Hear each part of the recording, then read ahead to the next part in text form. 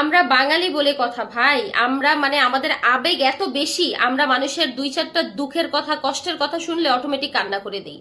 এই যে কিডনি দেয়া যেই মহিলা টুনি, তার হাজবেন্ড তারেককে যে কিডনি দিছে, পুরা বাংলাদেশ তোলপাড় করে ফেলছে। সবাই তাকে আমরা এমন উপাধি দিছি, মানে দুনিয়ার সর্বশ্রেষ্ঠ মানে স্ত্রী বানায় দিছি।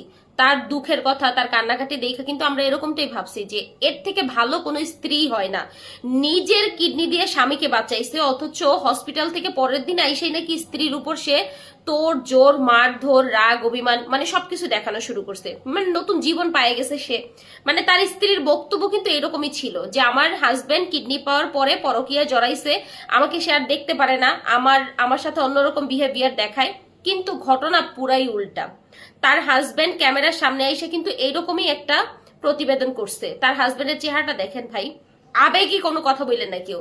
আসলেই তো এই লোকটা ঠিকমতো কথাই বলতে পারে না। এই লোকটা বলছে, আমার স্ত্রী নিজেও বলছে যে আমি আমার স্ত্রীকেই ঠিক রাখতে পারি না, আমার স্ত্রীর যত চাহিদা আছে সেগুলোই পূরণ করতে পারি না, আমার দ্বারা কি সম্ভব অন্য একটা মহিলার সাথে গিয়ে পরকিয়া করা? মানে সেই মহিলা কি দেখে আমার সাথে পরকিয়া করবে? আমার চেহারা নষ্ট হয়ে গেছে, আমার শারীরিক ক্ষমতা শেষ হয়ে গেছে, আমি আমার বউকেই কন্ট্রোল করতে পারি না, বউকেই সুখী করতে পারি না, তো আমি পরকিয়া কেমনে করব? কথায় কিন্তু যুক্তি আছে। মানে আবেগে কেউ চইলেন না ভাই। আবেগে আমরা সত্যি ওই মহিলার কথাও প্রথম প্রথম বিশ্বাস করছিলাম, বলছিলাম আহ কি ভালো বউ।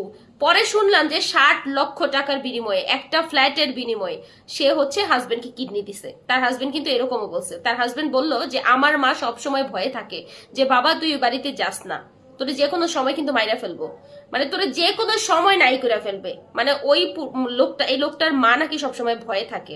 নারী তুমি কত অভিনয় জানো রে। হ্যাঁ।